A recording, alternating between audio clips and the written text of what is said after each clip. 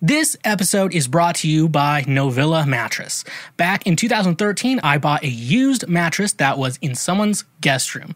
Not my best decision, but I was in college. Now, in 2021, I realized that it is horribly uncomfortable and makes me sleep worse. I was searching around for a mattress, specifically one of those that came in a box that ships directly to you to cut out the middleman between the mattress store and you. Many of them, though, that come in the box mailed to you are still as expensive as one of those in the mattress store when you're supposed to cut out the middleman, but however, it's the same price. So that is where Novilla comes in. Meet their Bliss Organic Memory Foam Mattress. Perfect for those who want a cool, dry, undisturbed sleep throughout the night. Made with organic bamboo charcoal fiber, excellent motion isolation, cooling gel infused memory foam, fits all bed frames and reasonably priced between $179 and $369.99. Perfect for if you want an inexpensive mattress for you, your children, or even for your guest room. Using promo code Schweezy or the link in our description today, you can save 10% off any purchase through the Novilla directly. Again, that is 10% off using promo code Schweezy or the link in our description. And a reminder, when you use our promo codes and links, you directly support this show.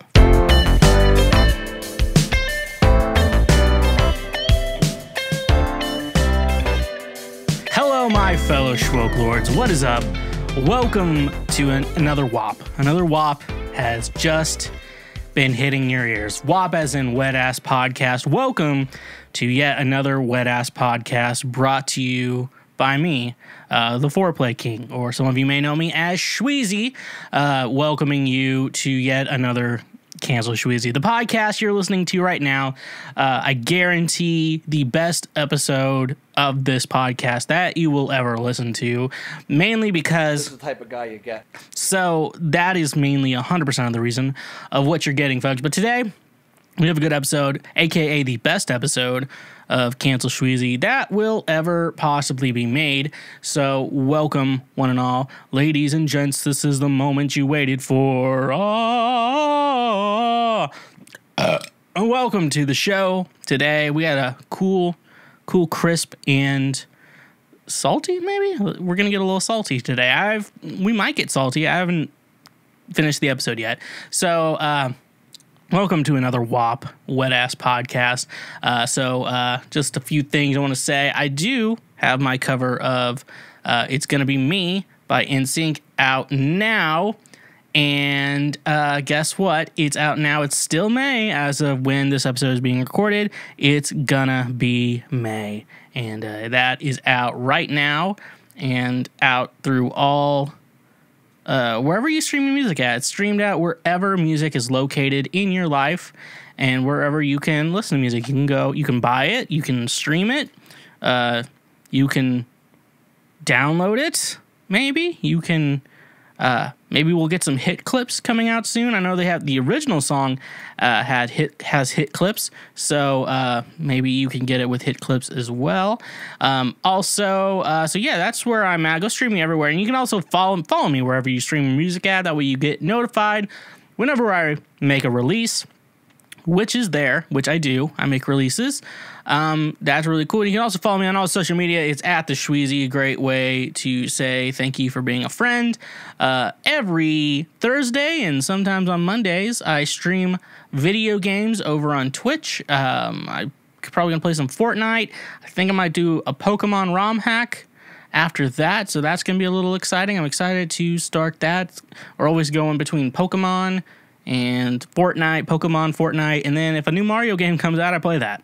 That's just how I do things. So go check that out. Sometimes I do Mondays, always on Thursdays. Go check me out. If you have an Amazon Prime account, you can connect it to your Twitch account, and you get one free subscribe, typically worth $5, but it's free if you already have an Amazon Prime account, and you get to use one subscribe a month. And why not use it for Daddy Schweezy? I like that. So you better go ahead, and you bet I'm coming up in May. Come on, Mark. Don't be stingy. So connect that account and go support the show and me and the show over on Twitch.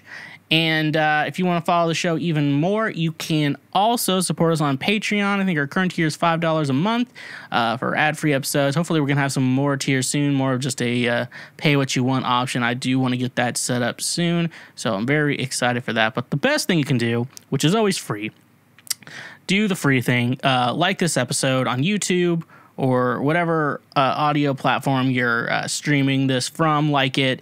Press that subscribe button. That's free too on your podcasting platform, especially on YouTube. We're still building up that platform, and especially if you never want to like actually watch or listen to a full episode, we put the best of the best, the highlights, over up on Twitch. Not on Twitch. We put it up on YouTube every week. I think we try to make sure we get one at least every day until like Friday.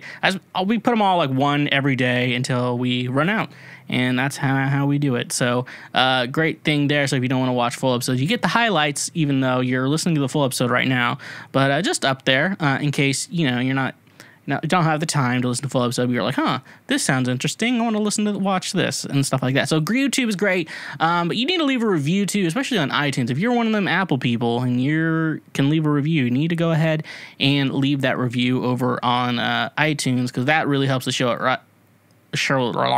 My Kansas ass mouth coming out. It really helps the show out a great deal.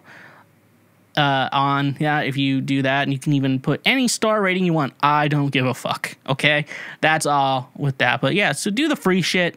Okay, don't be stingy. Come on, Mark. Don't be stingy. Don't do the free shit. Just do the free shit. That's what I'm trying to say. Just do the free shit. That's all you have to do, folks. I don't know what else to tell you. I identify as a fucking threat. That's what happens if you do not. Do any things that I just told you. So that's it for what I have there. Okay, let's get into previous week right now. We got to go over the news of the week, the news that matters. I just go through all the news, only read the headlines, and then it comes together in this segment where I actually read the whole thing and react to it like any person should do, and any person will want to do. And guess what? I like that. So let's get started here. This is from NDTV. Now, I tried to look this up from an actual proper news source. I don't think this is an actual solid news source to actually get your news from. I think all the other ones we have today are all like local news, like some local ABC, CBS, Fox station near their location. But this one, it says NDTV, which be mindful. I don't know how true this is. Anyways, though, NDTV, Homal, India. I drink cow urine every day, so don't have COVID. BJP MP Pragya Thakur. I'm going to say that. Let's just get right into it, folks. Cow urine can cure lung infection caused by COVID. BJP MP Pragya Thakur has said, once again shooting her mouth off as the country fights to keep the pandemic in check. She also reveals that she takes cow urine every day and it has protected her from the coronavirus. If we have Desi Gau Mutra urine from an indigenous cow every day, then it cures lung infection from COVID. I am in deep pain, but I take cow urine every day. So now I don't have to take any medicine against corona, and I don't have corona. Pragya Thakur is heard telling a party gathering. Cow urine is a lifesaver, says the MP, who wears saffron robes and calls herself a saint. 2 years ago, she had claimed that a mix of cow urine and other cow products had cured her cancer.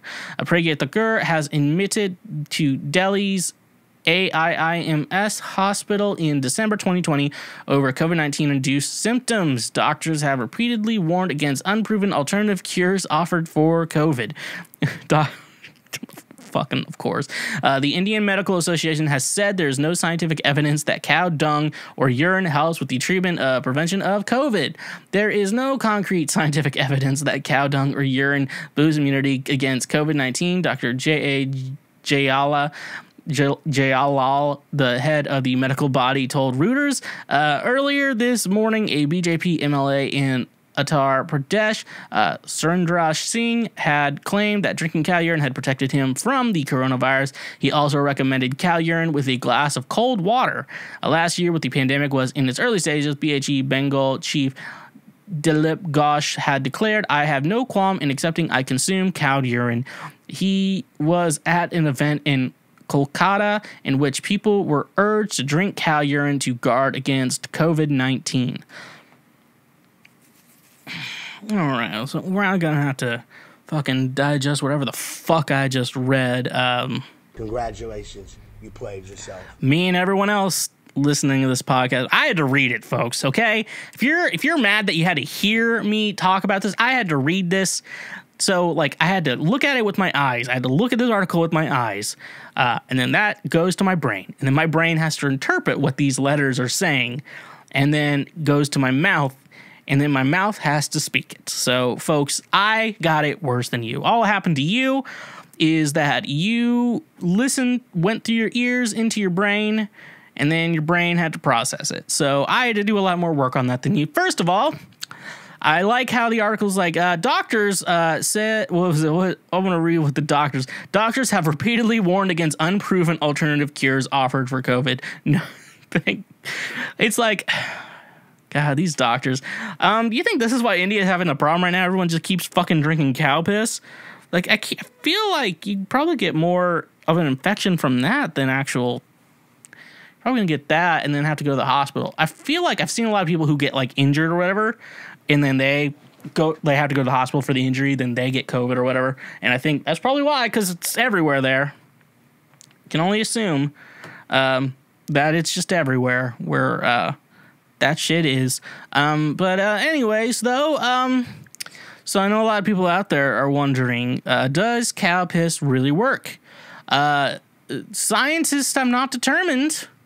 No scientific evidence has determined this. So if you like to listen to real doctors, like I like to do, I would suggest not drinking cow urine. Not recreationally either. There's medicinal and recreation cow urine. First of all, I would say that medicinal cow urine, I can't say that it'll help you do anything, folks. What some medical professionals do, if I had Dr. Fauci's phone number, I'd call him up right now. Hey, Dr. Fauci, what does cow urine do? Does cow urine help your body?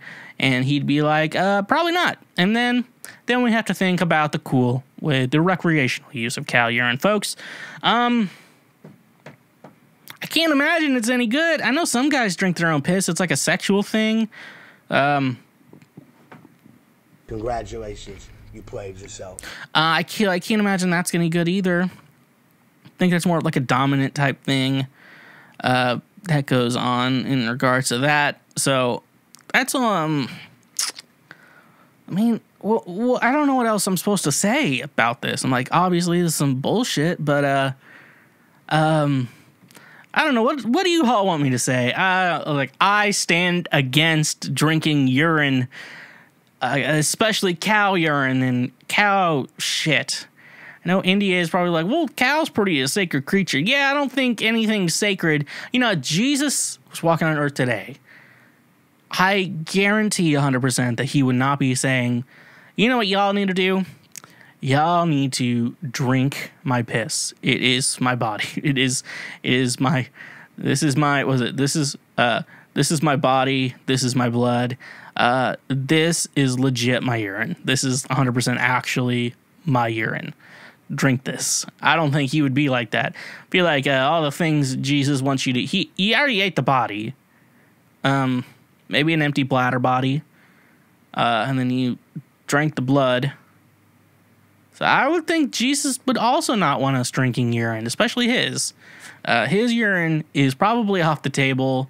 And I don't think Jesus would want us drinking urine. That is just a hypothesis on my end that I'm making right now, that Jesus would not want us drinking urine or his urine. And if you want to question my ethics... Simp. That was the wrong sound drop. If you want to question actually, ethics was the wrong word. If you want to question my scientific know-all... Pretty bold of you little fucks to assume that I'm not God. So there we have it. It said it all right there. Pretty bold of you little fucks to assume that I'm not God. And I really like that. Okay, so I think I've talked enough about cow piss for several more episodes. Let's get into the next one. This one's actually KVVU Fox 5. I assume this is out of Las Vegas. Concerning the title of the article, Las Vegas Strip Club offering COVID-19 vaccines. Oh, so KVVU Fox 5. The Southern Nevada Health District announced a handful of pop-up COVID-19 vaccine sites on Monday, including a Las Vegas strip club, Larry Flint's Hustlers Club at 6007 Dean Martin Drive. Did everyone write that down who's in Las Vegas and needs their vaccine? So I'll repeat that again. Larry Flint's Hustler Club, 6007 Dean Martin Drive, is among the site offering COVID-19 vaccinations this week. Hustler Club will offer vaccinations on Friday, May 21st from 4 p.m. to 7 p.m. in partnership with SNHD. So here's the thing, though. So first of all, if the strippers are working, I like that. So that's pretty cool. That'd be a pretty cool place to hang out. So in regards to that, so I know some strip clubs have some very weird rules that like 2-drink minimum. We don't serve alcohol here, but you can bring your own. Some of them have like a minimum $20 at the door to come in, and then like the 2-drink minimums like that. Every strip club is different. Like God created us all differently in our own way. All strip clubs were created differently, and they're all unique in their own way. Some of them have old men, some of them have young men, some of them have very beautiful women, and then some of them are working Tuesdays at noon. Actually, now that I'm thinking about this, because I assume, okay, so in at Music City Center where I got my vaccine, which if you're in Nashville, Music City Center is the best place. It's free. Go get your COVID vaccine. Just do it. Come on. Come on, Mark. Don't be stingy. Okay. Get your fucking vaccines. But anyways, so will they have like a minimum? Like you can, or are they going to allow you to actually walk in though? But I'm thinking about it. They're only going to do the vaccinations during the day. So we have to think about the day strippers. Now, there was a girl I went to college with, that the rumors that I've heard from other people, not from her, rumors that she worked at the local strip club called the Fantasy Ranch. Fantasy Ranch, I can't imagine any of the women there look any good, but it's surprising to me with the Fantasy Ranch that I was like, how do I not know anyone who's a stripper there? Like, wouldn't I know at least someone? And she was it, and I don't think I'd want to see her be a stripper there. Does not sound like fun to me, but it would be a great way to make your way through college. This is one of those, like, it's outside of town, and it was, like, just far enough outside of town that, like, if we were coming back from Kansas City and, like, we needed someone to see us there, we would always just, like, message them, like, just past the Fantasy Ranch. So that was always fun. But, yeah, I can't imagine any of the girls there. That's, like, on a night. So I can't imagine at this Las Vegas strip club that when you're getting the vaccine, they're going to have, like, their A game there. But I also don't know strip clubs very well. I just know that peak hours is when you have the peak performers, and then off hours is when you just like, there's some guys who just hang out here all day, and you just need someone up there giving lap dances and shit, or just to watch or whatever. Shit like that. The fun time. Thank you for being a friend. Just friends. So, Larry Flint's Hustler Club. I have a lot of questions for you. Question number 1, will strippers be working? Number 2, will there be a cover charge or a drink minimum with your COVID vaccine? Do we need to bring our own alcoholic beverages? Why am I saying we as if I'm going? I already have the vaccine. Number 3, are we gonna have your A game working, or like your like C team, like the ones that are just working during the day? It's like, yeah, I just want to work during the day, that way I have my nights off for my kids, and then the people who do work at nights are like, I really want to, I strip all night, get tons of money, wake up my kids, take them to school, then I sleep, shit like that. That's the good moms out there, good mom strippers. And now, folks, I also want to remind you that we don't slut shame on this show, because sluts are cool. And if you're a slut, feel free to hit me up, because I am always down. I like that. So, So there we go. That's all I have to say on Larry Flint's Hustler Club, folks. In case you were wondering, we're already this far into the episode. I am drinking a sugar-free Red Bull because I need the energy, and every time I drink it, I squint a little bit. I do this with very like sour, bitter, like bittersweet type or like bitter type things. I do enjoy it, like coffee. I'll do that. I'll be like, shit like that. Like I'll like, like that's the look I have, and I'll do that with wine too. And people are like, "Do you not like it?" I'm like, "No, I like it." I always do that face when I drink things, like when I drink like bitter or sour things, like, you know. So let's see if I do it. Okay, I'm gonna try not to, but I'm gonna see if I can do it. So this is fun for the audio video watchers. For the audio listeners, sucks to be fucking you. So,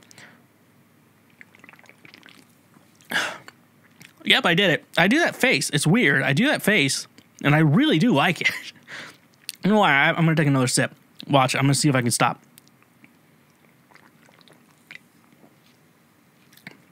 I do that all the time. I do that with alcoholic beverages, too. I look like I hate what I just drank, but I really did like it. Actually, you know what? I don't have much of this left. It's only my either second or third can today, folks, with a Coke Zero and a cup of coffee. I ran out of coffee at home because I usually do like, so what I have to do, because I am a hard waker. So what I'll do when I wake up, when I kind of like just like my eyes kind of open, like I'll be really groggy. So what I'll do is I make cold brew. So I always make a big batch of cold brew. So what I do is when I wake up, I put like some food in my stomach. I just like a very like piece of cheese or pepperoni or a Slim Jim or whatever. Breakfast of a keto champion. Keto, it's healthy for you. Eat that Slim Jim, it's healthy for you.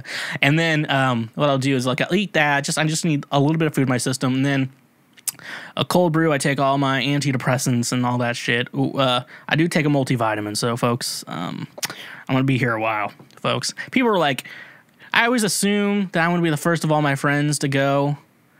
I don't know why. I feel like I'm the first one to go.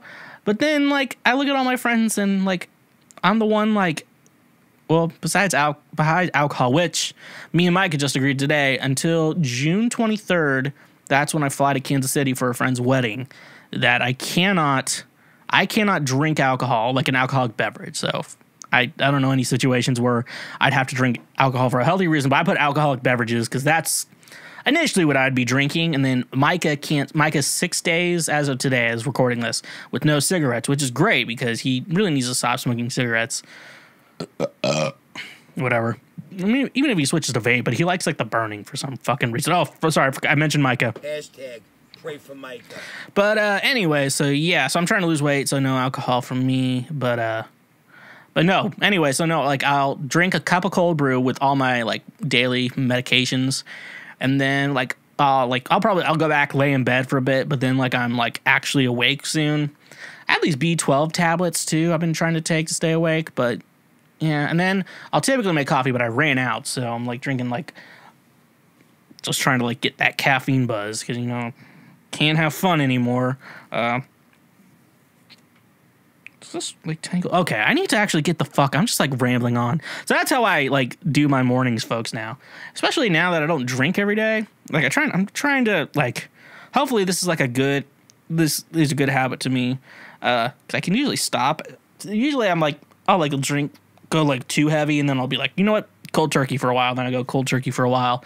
And then, like, I'll just start, you know, I'll just have one drink, and then it's like, all right, drinking a bottle of wine every day.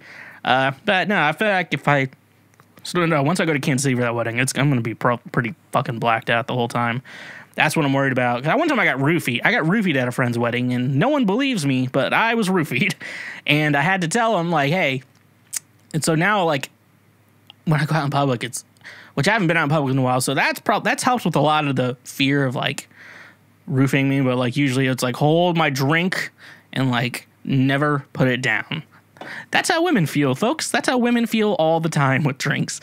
So I understand how women work because I have been roofied. But I have two cousins who've been roofied too. I don't know why. They're like in the same like small town, no town. I think they're just shitty people at a house party they went to. I got roofied pretty hard. And people are like, do you know who it is? No. but I think it was the bartender. And also, it was one of the situations like, hey, man, can you just make me something that'll fuck me up? I said that, and I blame myself. I know you're not supposed to victim blame, but in this case, I do victim blame. Congratulations. You played yourself. Anyways, though, so you know how I start my morning and how I'm sober for a while, so this reminds me of a Red Bull vodka without the vodka. So let's get going. I'm going to just chug the rest of this.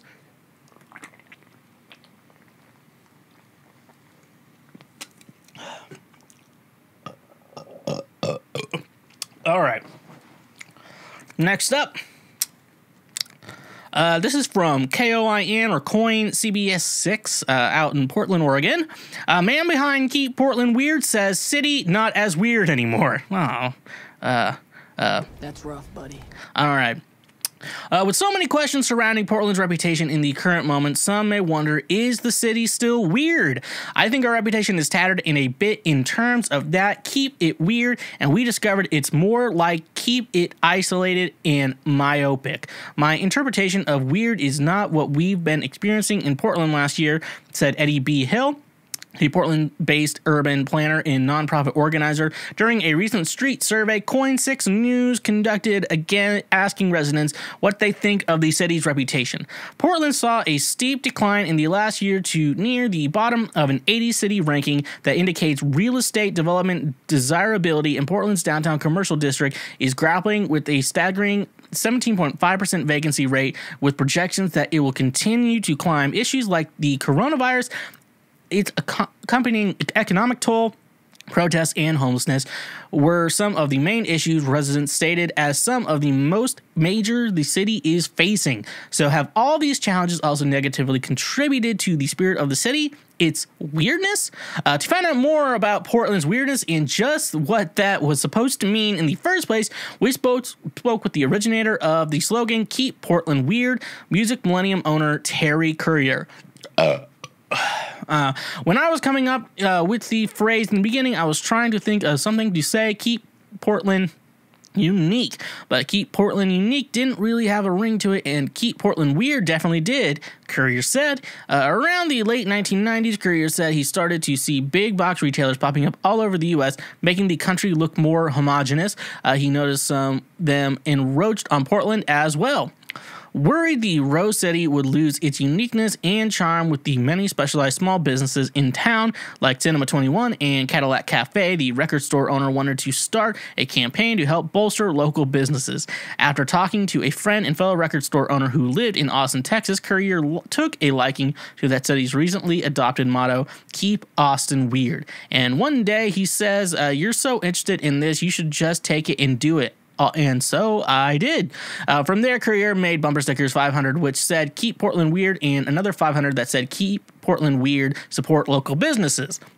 And he took out an ad in Willamette Week advertising the slogan without drawing any connection to himself or Music Millennium. It took a few years so anybody actually figured out it was us, but we were the only people in town selling the stickers, and eventually we got them to other businesses in town. Anybody who wanted to have them, we made sure that we had them for sale, Courier said. All these years later, the city kept that quirky charm encapsulated by the late 90s / early 2000s era. Courier said it may have faded a bit. I think Portland was more weird back then, today, and especially at this time right now due to COVID, due to some of what's been going on in the downtown core that changes the whole landscape down there. Courier said the city used to be more inviting and unique, with standout characters like the Silverman human statue entertaining residents and visitors, and Portland's Saturday market. Nowadays, he said he doesn't see as much of that around. And Courier says closed down shops downtown are largely the reason for that. He added that the culmination of garbage and graffiti that can be seen on the side of the freeway and in many areas of the city was not a common occurrence 20 years ago. The city has also gotten more expensive than it used to be for artistic types to continue their thing, even if they never turned a profit before, he said.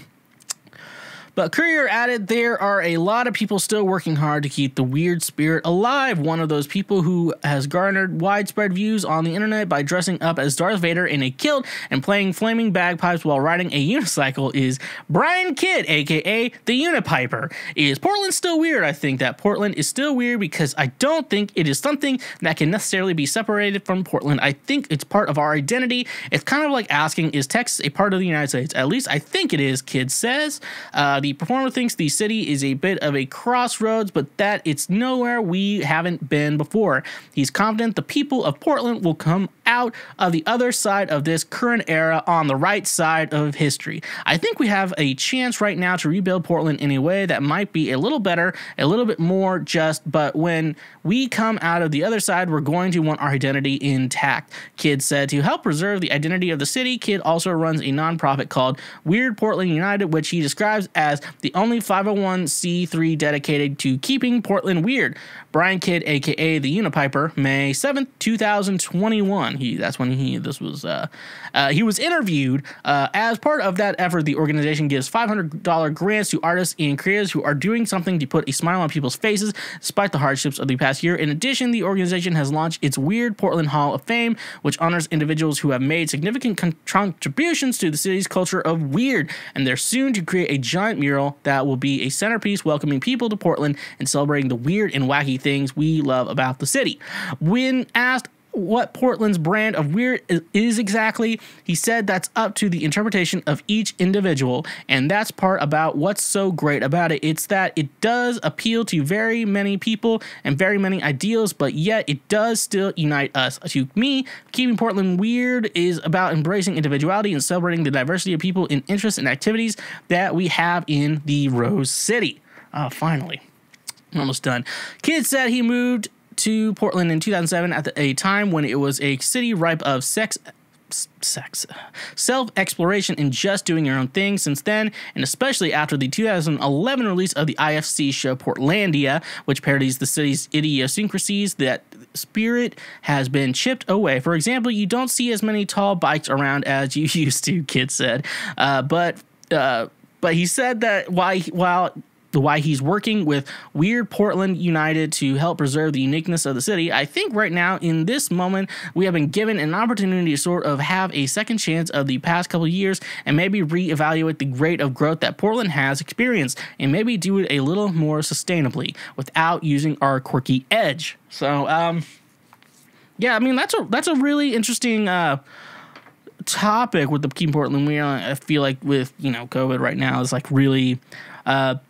I probably had put a damper on it. That's rough, buddy. But one thing, that can only be said, though, like you hear about these people from Los Angeles and New York, they're migrating to Nashville and Austin, I don't know where else, which is weird. It's like Republican states. So, like, one thing is, because I think one thing that was explained, that if that people who were making a lot of money, like celebrities and shit like that, like the state income tax in California is just going to fucking blow up soon. They're going to tax the rich pretty hard, which, I mean, obviously that's fine. I mean, taxing the rich I think is better than like trying to think poor people are going to pay it. And then they're like, wonder why. It's like, why are we so low on taxes or whatever shit like that? And like, yeah, rich people need to pay their, like, just tax Jeff Bezos. He'll be fine. He'll be fucking fine.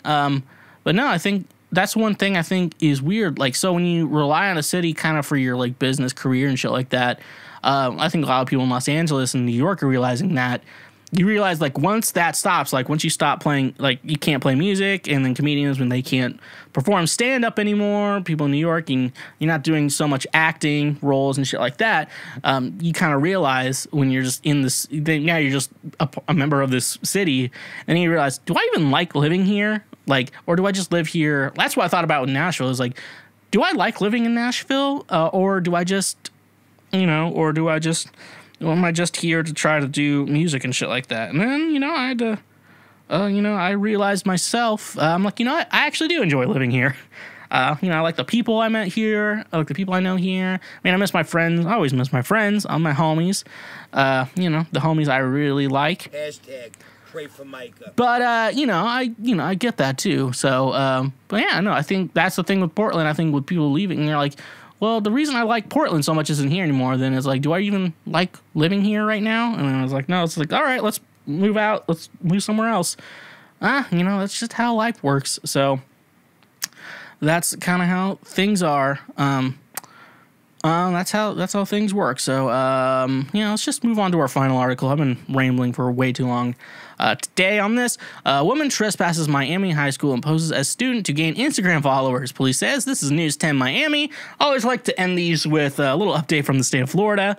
A Miami woman has been charged in order to stay away from a local high school after police say she trespassed the school and pretended to be a student. According to police, it all started when 28-year-old Audrey Nicole Francisquini, a Carnival Cruise Line employee who works in sales, entered American Senior High School in Miami on Monday. That is when security confronted Francisquini,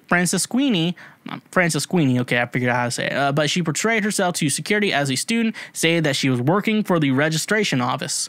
However, instead of walking to the office, she walked straight past it down a hallway, confronting multiple students as they were trying to enter a classroom.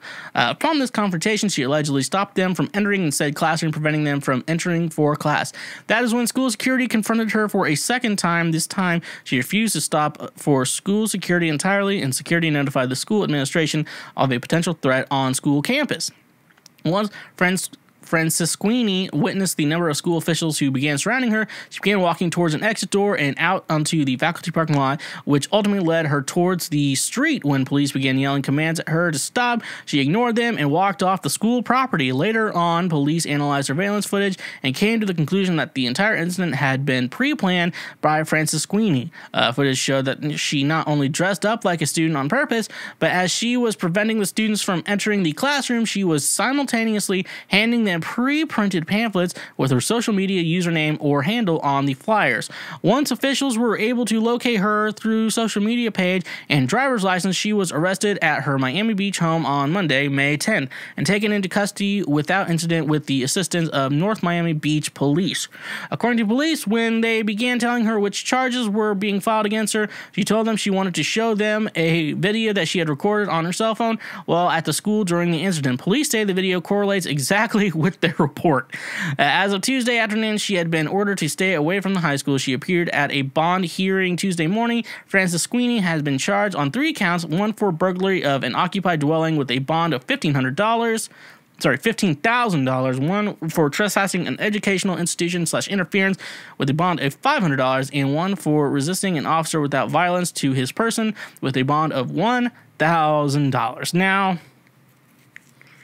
first of all, that's rough, buddy. To me, I'm no expert, but to me, this sounds like bipolar disorder. It sounds like she went through a manic episode, which to me it feels really sad. To me, because she's probably going through it because I would assume with a manic episode, like you would very much like you'd be like, I have an idea. If I go to the school, pretend to be a student, I can get more Instagram followers. And so you devise the idea, you get so manic, you devise the idea, you go do it, and then you're like, oh no, the cops are coming, and then you try to ignore them, and then you think ignoring the cops like will help you get away with it and shit like that. So this is really kind of a sad story. Someone just sounds like she's having a manic episode.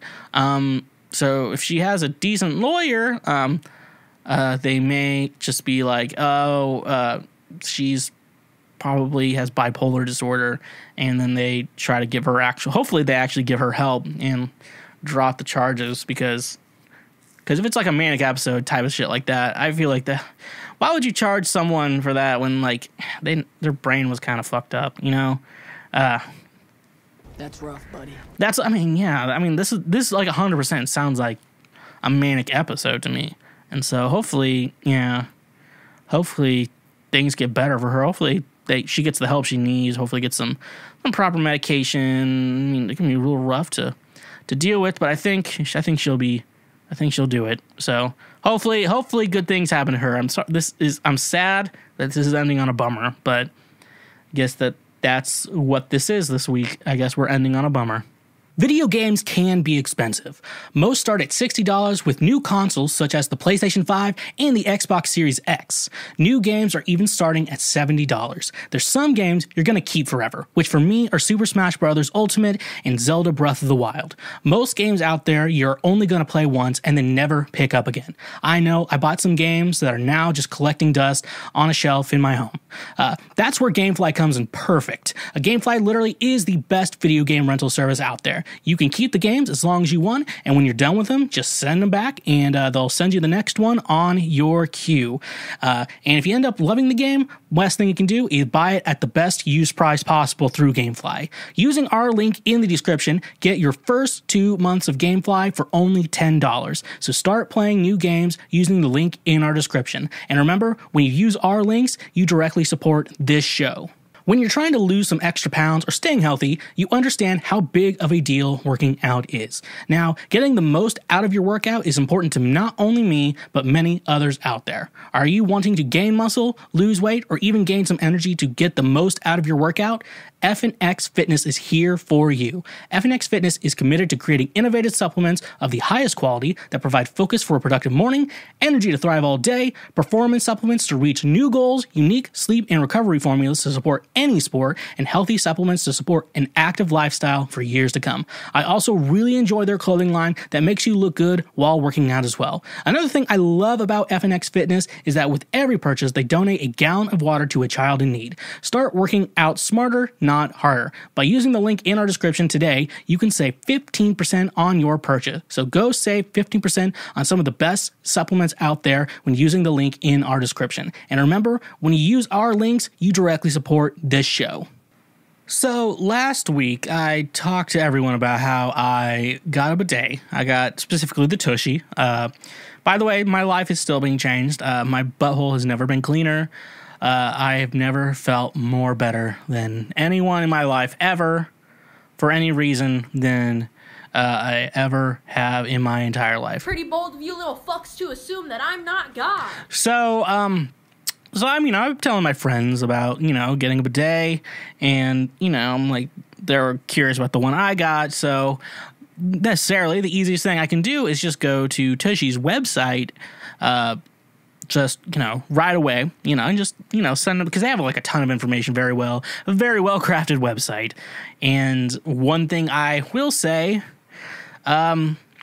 is this. So, after, I'm still in the bidet master race. And so to have others recruit, you got to go to the site. So, I typed in tushy.com. Now, Tushy, the bidet's website, is actually hellotushy.com. So this is what I looked up when I went to the website. So hellotushy.com is for a bidet. So if you want to buy the bidet, the Tushy bidet, you would go to hellotushy.com. However, tushy.com is an anal sex website. That's very popular among people who like anal sex with women. But that's not a website to get a bidet, and that's the website I typed in. Congratulations, you played yourself. And I am very lucky to have not sent that to anyone, because that could have gone real bad really quickly. And yeah, man, that could have been bad if I was sending that shit to my parents or whatever. Here, mom and dad, here's more information on the bidet I got. No, this is just anal sex, straight up anal sex. The main screen is a guy with they're posing with his dick in her ass, in a girl's ass. So there we go. So two things: hellotushy.com if you'd like to buy a bidet, and tushy.com if you'd like to watch some anal sex videos. That's just the two difference, and I just want you to know that you can get either one. No shame for whatever you do, but if you still use toilet paper, actually, now that I'm thinking about it, if you want to start having anal sex, you want a dick or a strap-on in your ass, this is for all genders, all of them, even the made-up ones, the ones that don't make sense. First, you need to go to hellotushy.com, buy a bidet.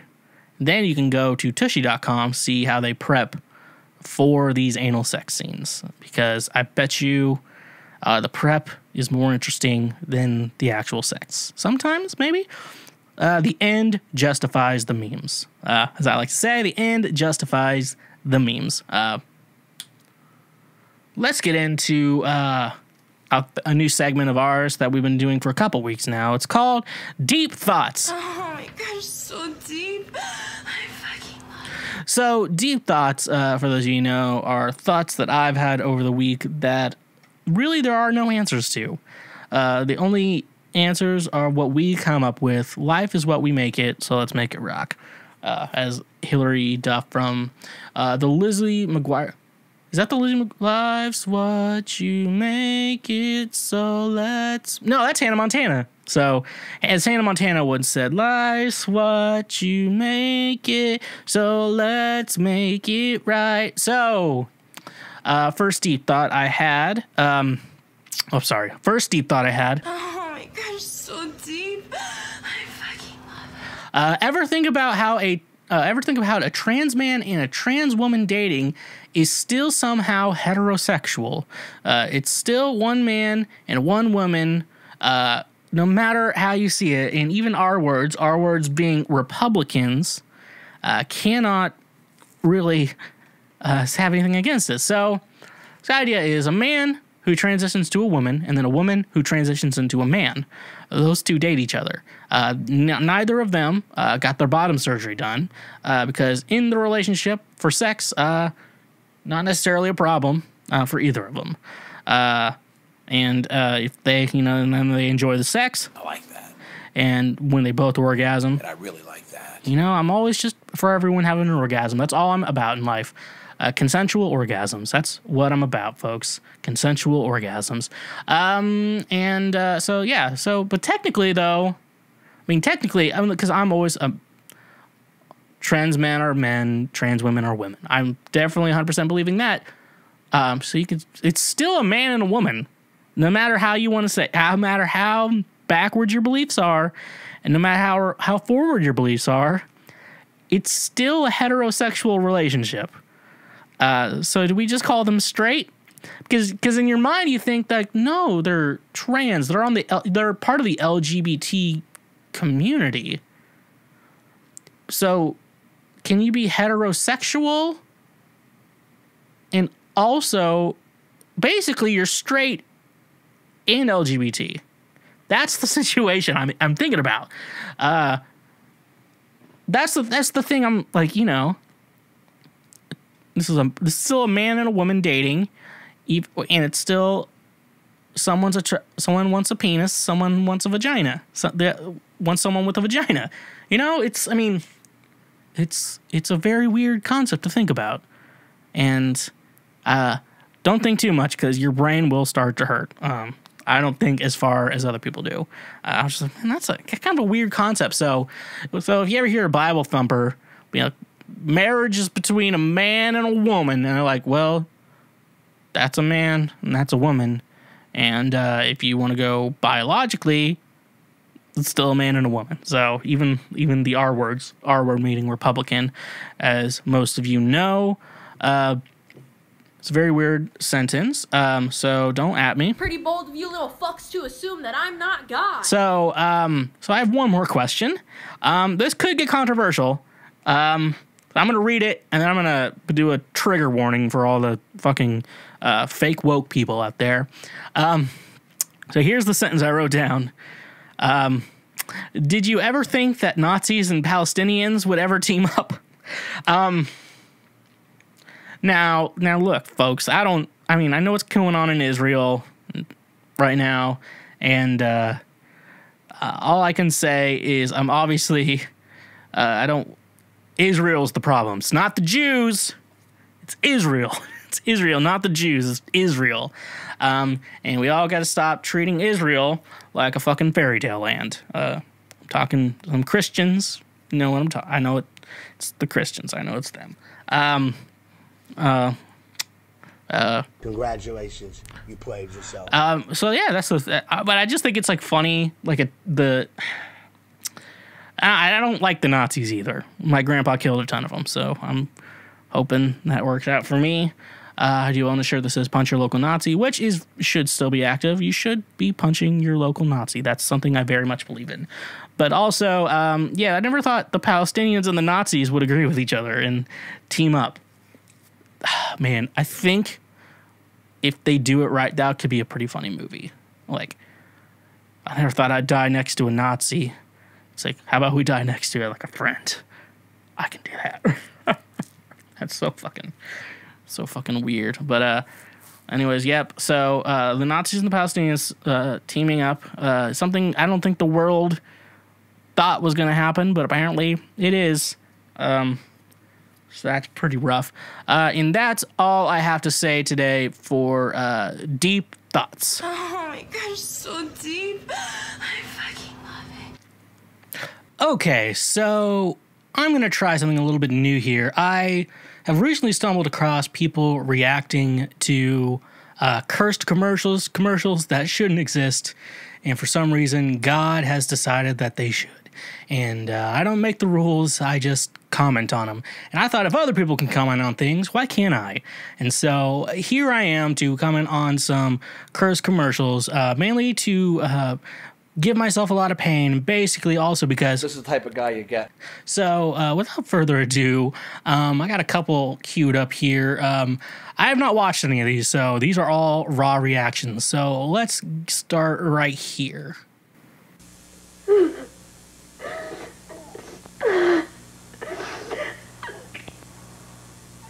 Okay. What makes people all over America break down and cry like this?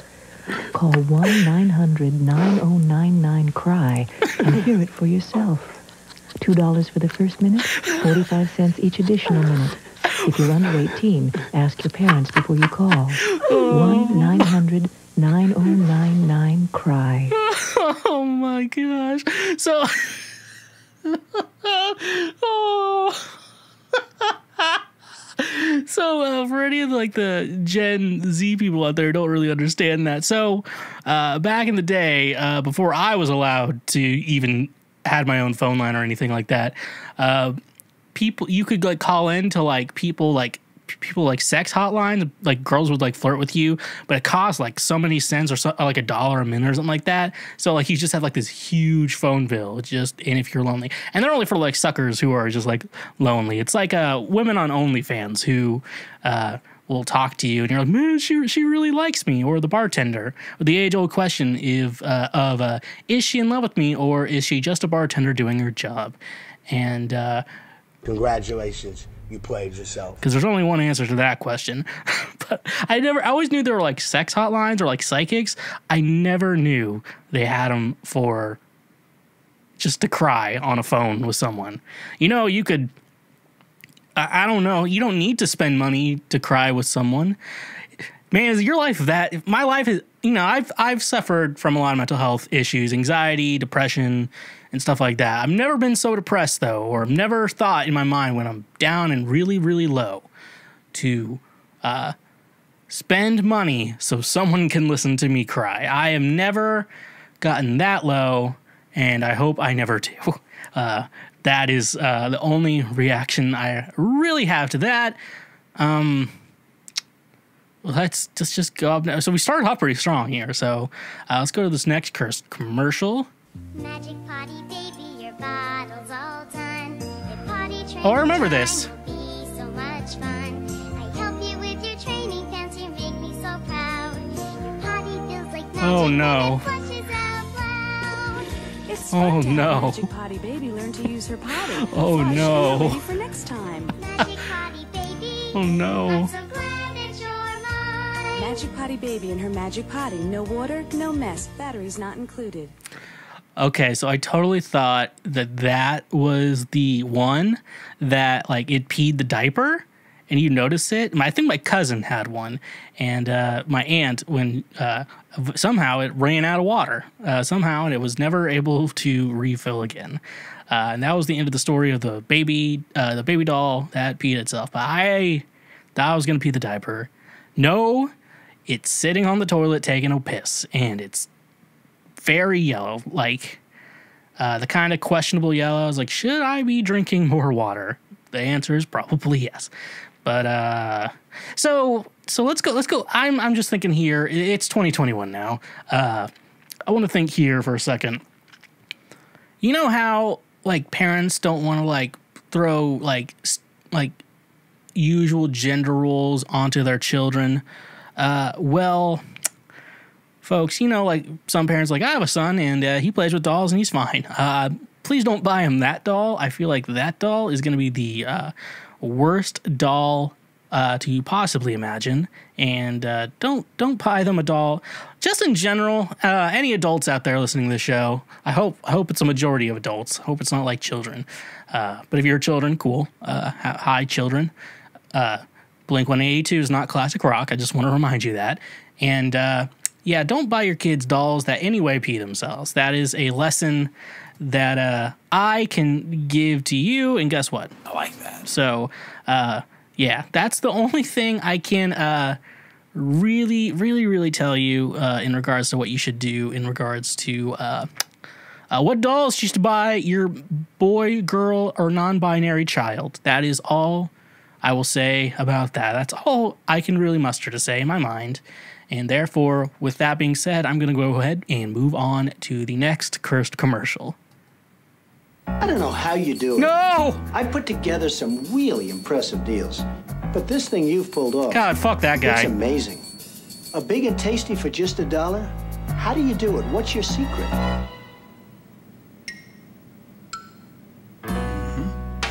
Got a buck? You're in luck. Because you can get a delicious beefy big and tasty, a McChicken sandwich, and lots of your other favorites on McDonald's Dollar Menu every day. Together, Grimace, we could own this town. Oh, God. Oh, God, oh, God, oh, God. But it's funny, though, because now he's a lot fatter now than he was in the commercial. Meaning, and he's very much been known to eat a lot of McDonald's. So, one thing I can thoroughly say then in regards to that is like he actually probably likes the product. Does he actually like the Big and Tasty? Now the Big and Tasty is because I worked at McDonald's for a couple months in high school. Not very hard, FYI. If you're wanting to know how hard I worked at McDonald's, it was not very hard. Big and Tasty ingredients. So they don't have the Big and Tasty on the menu, so you can't go there and be like, get me a Big and Tasty. So it's seasoned quarter pound, so a quarter pound burger, beef patty, quarter pound beef patty with ketchup, mayonnaise, slivered onions, 2 dill pickles, leaf lettuce, and 1 tomato slice on a sesame seed bun. So theoretically, if you actually want this burger, like you can't necessarily say, I want a Big and Tasty. However, you can say, I want to get a double quarter pounder with cheese and then all the other shit that's on it and like the tomato and shit like that. And you could technically still get a Big and Tasty, FYI. How useful is that fact? Most people would not do that. However, I am a fat guy and therefore fat guys know everything about McDonald's. That is just who I am. This is how I have lived my life. Folks, I am looking at this list. I have not watched any of these, but I see 2 McDonald's commercials. We already watched one, and I think the last one is another one. Unfortunately, we have more fucking McDonald's commercial. And now also want to talk about, I've done a lot of fuck, marry, kills with Ronald, Hamburglar, and Grimace. Now, I think usually a lot of people, it's usually always kill Ronald. Like that's, no one likes clowns. If you're a clown, get a new profession, okay? This is the type of guy you get. And I identify as a fucking threat. So if you want to leave some comments, go ahead. Also, yeah, so always kill Ronald because no one likes fucking clowns. Then between Mary and fuck, it's either Hamburglar or Grimace. Now, I think I said I would fuck Hamburglar because I feel like he'd be fun in bed, and then marry Grimace because I feel like Grimace would be a good husband. But now knowing Grimace has worked with Donald Trump, and I have not gotten a statement from Grimace saying he denounces Donald Trump and his white supremacy and shit like that, I don't know what to think about Grimace anymore. Maybe we should kill Grimace and leave Ronald alive. How about we just kill both Ronald and Grimace and then fucking marry Hamburglar? Maybe that's the best solution to that problem. I don't know. I'm not a doctor. Do Do you need to be a doctor to answer that question? Probably not. I just wanted to also let you know I'm not a doctor. That is something I think we could all get a little get a little love from. So let's move on to the next one. Okay.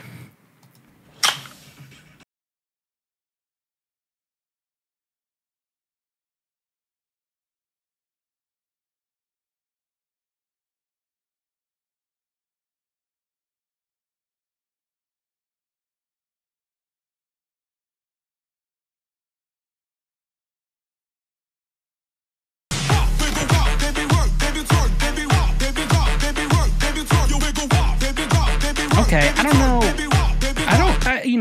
First of all, if you look at the first guy in the commercial. Hashtag pray for Micah. Okay, but also when we looking at that, how, I think about some of these like commercials sometimes, and I have to wonder, how does that make me want to drink a Mountain Dew Kickstarter? That is the question here. We are advertising our product. We also want it to be entertaining, but also we want you to buy the product. So paying for all this ad time is worth it. So in my head, I want to think, is this the best thing they thought of? Like, hey, let's just have a bunch of people dancing. A mosquito bites this guy on the neck, and then the circle of life happens, and one eats the other, and the cat starts dancing. That's why you should drink Mountain Dew Kickstarter, folks, because through the circle of life, your cat will start dancing. And thank you, Mountain Dew Kickstarter. With that freakishly chain of events, I am now a worse person for watching that. And I'm even more worse for commenting on it. And some of you may have already think I'm a bad person, but now I am worse. Pretty bold of you little fucks to assume that I'm not God. All right. I think I'm going to move on to another one, okay? All right. I just know I'm going to hate this. All right. Making the pizza. Oh, God. Making the pizza. Sprinkle the cheese. Sprinkle the cheese. No. Hey, if you're looking for the best pizza, wings, subs, and salads, you need to give us a try. Eat in, take out, or deliver to your door. The huge line of specialty pizzas is second to none. And with 3 different restaurants to choose from. That's right, 3. Gang Mills, Lawrenceville, Elkland. Making the pizza. Making the pizza. So stop on down to one of 3 great locations or call us up to let our crews hook you up. Oh yeah. Could you imagine just being like super high or super drunk? You're just watching TV, chilling, and that fucking shit comes on. Actually, thinking about it now, I think that would make me that's actually a good strategy. Be like, let's get some fucking pizza. That is a good idea. Did you notice one of them is called, instead of pizza, it's like Pizza and Go. The other one was called Pizza Barn and Video. So it's old enough to know video rentals were existing.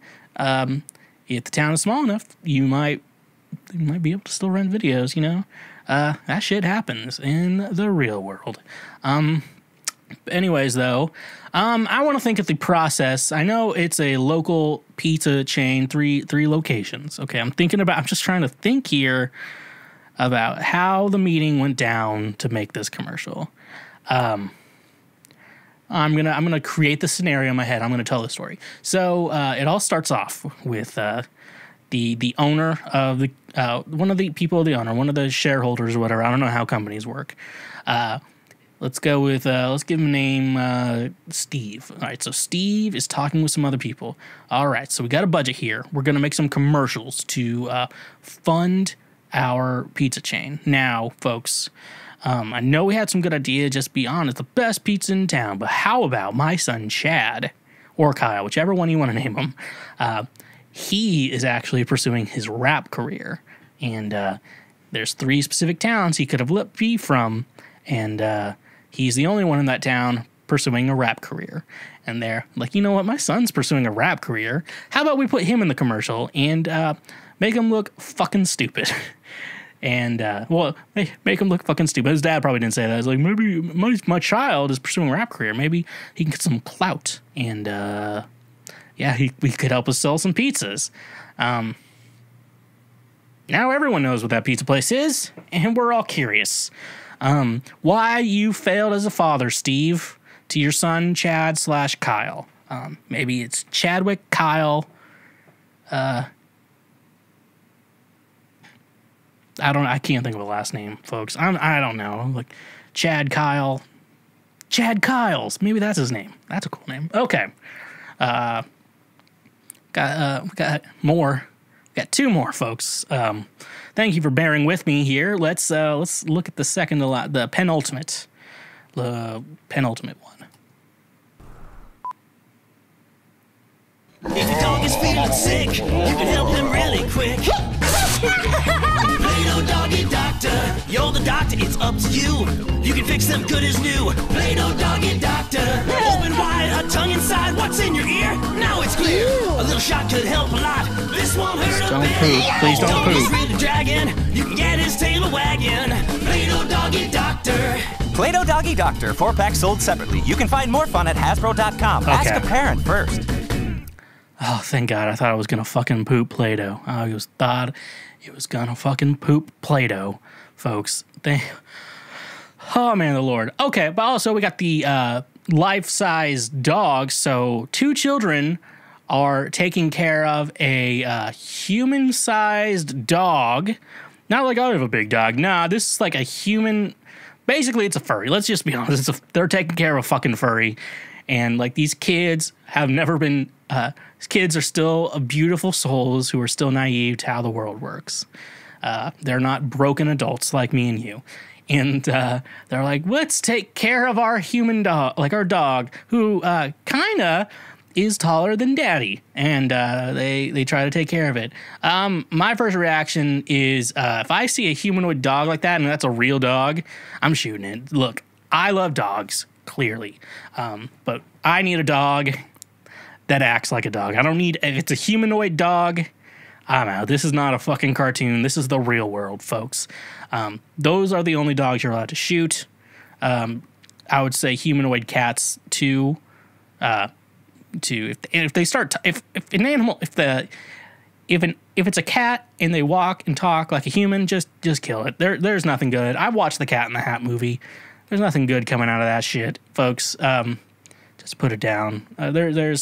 There's nothing we can do as a society to make things better from there. So that's all I can really say on that. We got the last commercial. I told you we saved the second McDonald's for last. And I am a little scared.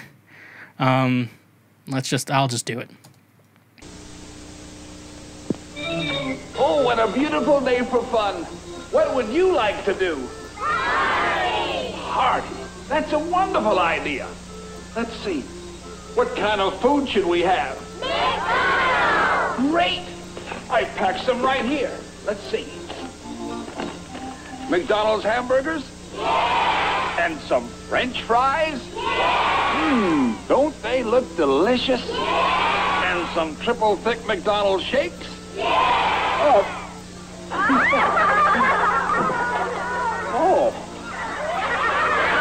Well, we can always make good use of that. Ah, here they are. Triple thick McDonald's shakes. Why, they're empty. Say, you sure can get a lot in these bags, can't you? Oh no, he stole the kid. Just realized that. Oh no, he stole the kid. Oh man. Look, I think that's an older Ronald McDonald actor, and I'm going to say now that Ronald, like his clown predecessor before him, John Wayne Gacy, has children in the crawl space of whatever McDonald's that Ronald lives in. Let's be honest, there's a lot of dead kids. I'm telling you, if he had one kid in a bag and it was still alive, I can't imagine. That's like, he has dead kids in the bag, and then covering it is McDonald's cheeseburgers. That is the Ronald McDonald I just watched. And folks, I don't know why clowns still exist. We all know they're terrifying and creepy and are known to kill you. All clowns kill. I don't care if you're like, I'm a happy clown. All clowns kill. Bozo died, and now all clowns are killers and alcoholics. Sometimes both. And folks, never trust your child. 2, if I ever have a kid, like I buy one or whatever, make one, or I don't know, DIY projects, whatever they do, I'm going to make sure that my kid is never alone around a clown and a Catholic priest, because those are the 2 things you don't want your child around, folks. That's the lesson here today on me watching these cursed commercials. I hope I ruined your day just as mine has now been ruined. So thank you so much. We've been going through this pandy for over a year now, and any responsible human would groan at the idea of leaving your home. Why should you have to leave your home to buy alcohol either? That's where Drizzly comes in handy. Drizzly gets all your favorite beer, seltzer, wine, whiskey, and much more delivered directly to your home. With their easy-to-use mobile app, we are getting one step closer to never leaving our homes. You know, it's saying something when it's being praised as the Amazon for liquor. I use Drizzly at least once and sometimes twice a week, and it's so easy that going to the liquor store is a thing of the past. So using our link in the description today, you can save $5 off your first purchase through Drizzly. Drizzly has proprietary ID verification technology that provides to its retail partners that allows drivers to scan IDs for more than a barcode to make sure the purchaser is over 21 years old in the US and of legal drinking age in Canada. Retailers on Drizzly may have a minimum order or delivery fee, so using our link in the description gets $5 off your first order with Drizzly. And remember, when you use our link, you directly support this show. I live alone, so cooking can become very sad when cooking for one. That's why I order food from local restaurants often, because I know they're struggling and I know I don't have to cook when I'm feeling depressed. That's why I absolutely love DoorDash, because they have been my food savior during this pandy. If you don't know of DoorDash, they bring you food you crave directly to your door. With over 300,000 partners in the US, Puerto Rico, Canada, and Australia, you can support your local favorites and your favorite national chains such as Chipotle, Wendy's, and even the Cheesecake Factory. Your favorite restaurant is still open for delivery. Download the DoorDash app from the link in our description. It's all contactless delivery to keep my community and yours safe. Get $10 off each of your first 3 DoorDash orders over $15 when you sign up using the link in the description. Treat yourself like the king and queen you are and order from DoorDash today. Again, that's $10 off your first 3 orders over $15 when you use the link in our description. And remember, when you use our links, you directly support this show. So it's time for me to fix all your problems. You people have a lot of them, and I'm here to solve all of them, because I'm a good person, and most importantly, this is the type of guy you get. Let's just, I want to get right into it. I think there's a lot been going on, and I feel like I need to get to it. Your fairy needs to do it. My partner is more sexually experienced, and I'm jealous. My partner of a year is way more sexually experienced than me. I feel because of this, he is more confident and sure in himself, intimacy, etc. I feel like because I spent so much time with one person in my 20s, I missed out on and feeling extremely depressed and jealous, as I noticed others who are more sexually experienced are also more carefree, fun, confident, surrounded by tons of friends. Did I miss out? Should I end this relationship to get more experience? It's killed our sex life, as I feel I just can't compete with the other women he has been with and the things he has saw sexually, and I just find myself beating myself to death over this. What do I do at this point? I hate to admit it, but I have been in bed all day crying over this, and I'm just sick of feeling the way at this point. First of all, you probably shouldn't care too much. My mom sent me the weirdest fucking thing. Oh, it's like this weird fucking... It's a weird fucking meme. With that being said, you're at the point the grass is always greener type situation, and that's the type of situations like, do you want just to have sex with people you don't care about? If you do, then I guess that's what you want. But if you want to be more confident in the bedroom, watch like any freaky porn video, because just see how they work. And because porn generally is made for a male audience. And if If you want to know what gets men off, look at porn. Watch what these professionals, they're professional sex workers, not these people with fucking OnlyFans with who like cover their tits like, oh, look at me, I'm a sex worker. I'm like, no, you're not. You sell shitty fucking Instagram. You're basically trying to be a very ugly model. Anyways, check out what actual professional sex workers do. Watch how they give blowjobs. Watch how they eat ass. Watch how they stick a finger in there. Worst case scenario, just stick a finger in there. See what happens. That always works for most people.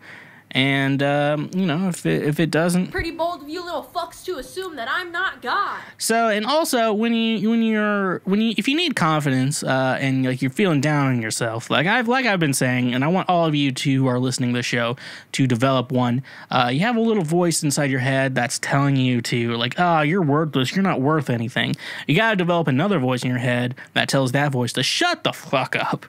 Maybe I should create a shut the fuck up, and of course... Only my nose itches when I do this show, nothing else. Congratulations, you played yourself. Maybe I can figure out my itchy nose all the time. It's always when I do the show. Maybe it's just when I talk way too much, which I guess I usually do, but it's been a little different. Basically I'll say grass is always greener. Where you want it to be. Obviously not being a little more experienced, just, makes it more fun for you, Just get really kinky. That's all you have to do. Stop being a fucking prude. Come on, Mark. Don't be stingy. And get out there and go full throttle. This is the type of guy you get. So, that's the best advice I can say. Just look at some porn, see what those girls do. They're going to get really freaky, and then just do that shit. Or at least try to do it, and then keep practicing doing that. Blowjobs are always great. Blowjobs could probably fix that problem too. Just start doing deep blowjobs. If you're up for anal, maybe you'll be down for that. Some guys don't want anal. I mean, I'm not that interested in anal sex. Wanting to do anal sex. I mean, she wants me to. I'll suck it up and do it. But it's just, not met the woman who wants me to do that yet. And I'm not really wanting to volunteer. Next question. My boyfriend wants to sleep with other people. My boyfriend of 3 years has recently told me he wants to sleep with other people. We are currently 18 and about to enter the same college. He wants to take a break when college begins to explore things, then get back together. Of course, he wasn't that blunt. I understand we have been dating for a while and we are young. I also understand that college is the time to be a hoe. However, I can't seem to shake this awful feeling of insecurity and jealousy due to sexual trauma. I know I would be unable to have a sexual relationship with people I'm not in a relationship with. So he would be the one sleeping with people and I'd just be waiting around for him. Should we go through with the plan to have a break and sleep with other people, or should I just break it off? Am I being dramatic for feeling the way I do? No, you're not being dramatic for feeling the way you do. You have very valid feelings. See, here is what your boyfriend wants. See, your boyfriend, you're both 18, so you're youngins. You're like 10 years younger than me. So I have 10 years more experience than you. That's the way it is.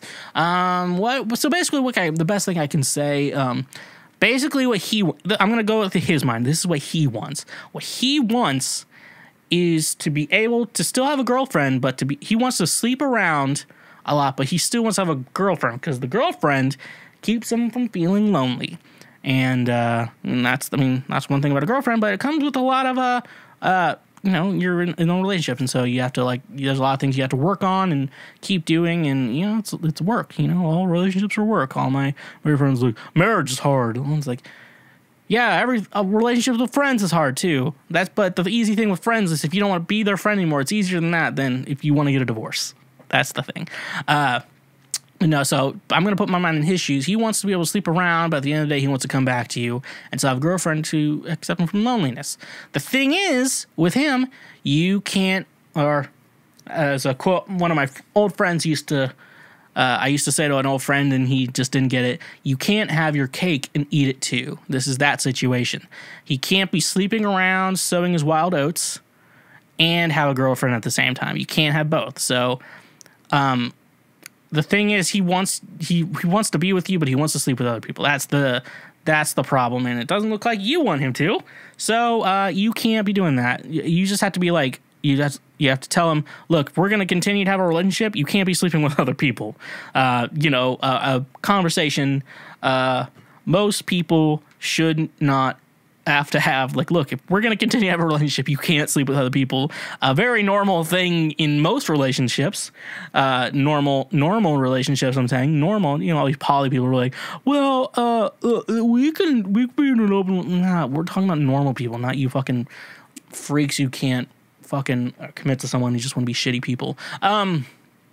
Yeah, tell them, like, well, you can't really have both. You can't just be going on a break so you can sleep around just to come back to me. So you either have to Ride or Die, which is an EP by me out now wherever you stream music, or we should just break it off and you can have your fun with it. But no, you're going to lose me forever. So decide if you want some sluts. By the way, sluts are cool.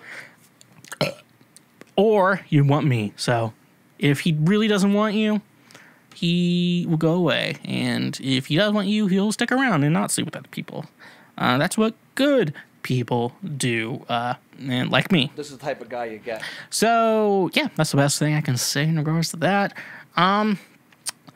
I am about to tell her that I love her, but I know I will get rejected. We talk a lot, but honestly, she is way out of my league. This is something I need her to hear because I feel like I'm creating this parallel reality inside of my mind in which she says yes, which just isn't going to happen. And I want to shut it down. We have a pretty good friendship, and I do not want to ruin it. What do I do? So, my friend, do not... Congratulations. You played yourself. Do not play yourself, my friend. Women, if you have feelings for a woman and they do not reciprocate it back, women would prefer that you bottle it up and die with it. That's why you don't cry. That's why I hate this idea when it's like men should be able to cry. I'm like, maybe your like husband can in front of you, but not men in general, because guess what? Women are not attracted to men who cry. Some say they are. No, they're not. They are not. I've been drunk and depressed and cried, and women do not like that shit. They do not like depression. And somebody's like, well, they just don't like you being drunk. No, they were fine with that. Trust me. That's kind of part of the bargain. That's the least of the worries they have with me. But no, she would more than likely prefer that you have those. If you kind of know that she will reject you, she would prefer that you never tell her. You bottle it up and die with it. That's what she would prefer over you actually confessing it. Because you think confessing to it would be a good idea. That's what movies get wrong. Movies say you should do that and she'll fall in love with you and realize that you were the one all along. Shit does not work like that. That's a fucking movie made with someone's fantasy. That's like saying, well, in Harry Potter, they always say like love will help you beat someone with 7 Horcruxes and a snake that will kill you. No, that's also a fictional story. That doesn't work. You gotta start treating romance movies like fantasy movies.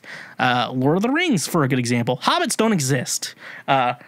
You can convince hobbits existing to the fact that if you hang off a Ferris wheel, say, I'm going to kill myself if you don't go on a date with you, as both fantasies. And you should never do anything like, you should never try to get flying eagles to get to you by talking to a moth. That will not work. So just do not tell her and die with your feelings. And maybe one day it could work out. Maybe she'll like you one day. But die with your goddamn feelings. That's how women prefer it. And that's how you're going to save yourself a lot of embarrassment, my man. Yeah. Next up.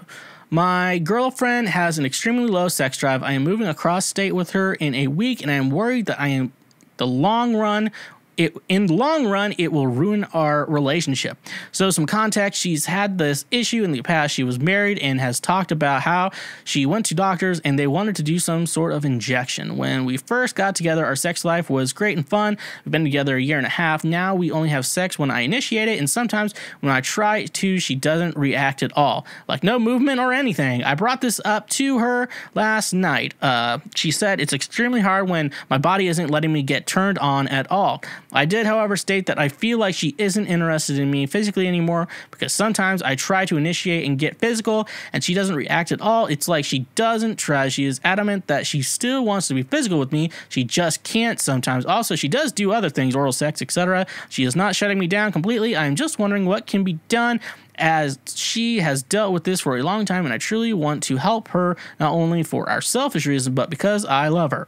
Also, we do have sex. It's not like it's stopped altogether. She just has trouble getting turned on, getting, in parentheses, getting wet. She says it's sometimes painful for her. She is a person who has a lot of anxiety issues, and she is on a low hormone birth control. So I brought up possibility getting off birth control and us really focusing on trying to get more intimate. For example, scheduling a time for it. Her reaction is that she doesn't know what to do. Sex is extremely important to me. I think that it's one of the foundations of a relationship. My sex drive is high, so it's tough to deal with. What if she can't change her sex drive? What if this is how she is naturally? It concerns me. I'm in no way demanding sex or anything like that. I want our relationship to be strong, and I miss the part of it, and I kiss that part of her. Didn't last week we had someone who put, like, kiss that part of her, to, like, or instead of kiss, instead of miss? Is this a theme on the show? Okay. First of all, I do want to talk about the getting wet part. So on an episode of Dr. Drew After Dark, I watched, he did say something like, yeah, that does the whole lubrication idea of that down there, and it can hurt a little bit because of the birth control. So that is the problem there. I think a lot of it is the birth control. However, I wouldn't try to get her off birth control, dude. Bust some nuts inside her. Am I right? Am I right? Yeah, boy. So don't be scared to use a little lube. I don't know why we put so much like stigma on like lube and boner pills. Like, look, some people are on birth control. Some guys are on antidepressants or other medications that, you know, sometimes you're horny, but it's not as hard as you want it to be. You know, it's just the way it is. That's the way it is. Sometimes you just need a little help, you know? There's nothing wrong with that. So lube might be a good thing. I assume you probably are using lube, and it hurts. That's probably because there's no lube. And I think when your cum gets in there, apparently sometimes it itches and shit like that. I've heard. I haven't done it. That was from the episode of Dr. Drew After Dark, I remember. So I think that's going to be the idea with that. Another thing I would suggest, what actually does turn her on? What would help her turn on? Some girls like, you know, like cuddling, just, you know, like rub her hair, scratch her head, shit like that. Figure out what turns her on and then just do that. And then like relax her a bit and then tell her to also move when she has to at least act like you're enjoying it. Folks, porn stars, professional sex workers, as we like to call them in the business, as if I'm also a sex worker, they very much, they have to fake it and pretend they like it. Sometimes they're not into it. You hear about some girls, like, when they're, you know, they're getting ready to get pegged by a hog, like, sometimes they're not really turned on by the guy, and, like, they have a hard time, like, get the coconut oil, get the lube, and there's sometimes they're like, you know, I can get off to this. This will be fine. I can get off to this. You know, it's just, you know, it is what it is. You know, sometimes you can't, but for her, where was it going with this? Yeah, so lube is a good thing. Figuring out what she likes, and then for her, just pretend to like it and move around a little bit more. Stop acting like a dead body. Not everyone's into sleeping with dead bodies, or not everyone's Ted Bundy. Okay. Okay. Pretty bold of you little fucks to assume that I'm not God. That was for anyone offended with that joke, FYI. Ooh, this next one's pretty spicy. Let me go ahead and scratch my nose for the millionth time. And, yeah, here we go. I'm talking to two girls at once, and I don't know what to do. I started talking to two women on the same day, and now I feel like I have to choose to be fair. They are both really great, and I've never been in this situation before. What should I do? Keep talking to both until I'm absolutely sure? Choose. I'm losing a lot of sleep. I don't mean to sound like an asshole, but I really don't know what I should do. So, I mean, first of all, yeah, boy! All right, and next thing I can say is, I mean, you can still talk to both of them instead of going full throttle with one or the other just yet. You can just, save that information for her. So yeah, keep going with both. Don't get official with either of them. One's probably gonna fizzle out. One's not. Sometimes that'll happen. Sometimes they'll both fizzle out. And Congratulations, you played yourself. So that could happen as well. You never know what's gonna happen there. So basically, I say if you want to just keep going on like normal, just see if one fizzles out, one doesn't. That could work. However, if it doesn't seem like one's fizzling out, here's the best trick I can do. Flip a coin. So put in your mind, flip a coin. Like I said, now you're going to pick one side's head, one side's tails. In your mind, there's actually, which side you want it to land on. This is a psychological trick. Whatever side you wanted it to land on is the decision you want. Now, I've never used it with a woman. I usually just wait till it fizzles out for that broken big-titted animal. But, so that's a good decision. I've used that decision a lot with, like, food. That's, like, food. That's how I've used that decision. But it works for relationships, too. So, I'm not wrong. I'm not wrong. So, I mean, that's just, that decides a lot of things for you, I guess. Worst case scenario, if it has to come down to it, flip a coin, and you don't have to go with what it lands on. You could just think, which one did I want it to land on? And that's the one you like more. And that's the way it is. So try my secret coin trick. All right, let's oh man, this one is not relationship advice. This is friendship advice. And I think I just looking at the title, I think I know why I put it down here. I need some more Red Bull, folks. This is my second hand recording. Third or fourth, maybe fifth today. Okay.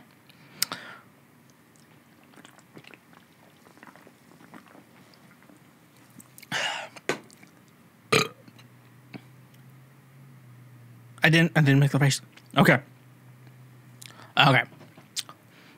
My friend thinks he is great at rapping and singing and wants to become pro, but he's actually terrible. Should I tell him? So I have been friends with him for a few years. He is abnormal, but kind of in a good way.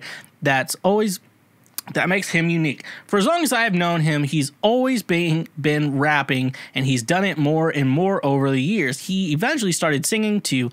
He has his own Facebook page where he posts videos of his raps and singing. He also does it a lot on his Snapchat story, which is filled with randomers.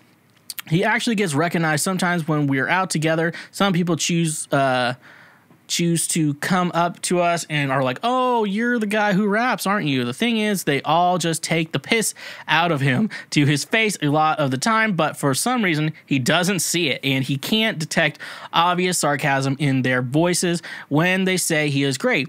He is just terrible, and everyone knows it. It's so bad, and it actually hurts my ears. I'm not just saying that as well. He is genuinely awful. He keeps talking about going on shows like Britain's Got Talent or X Factor, but he honestly gets so humiliated and it would destroy him.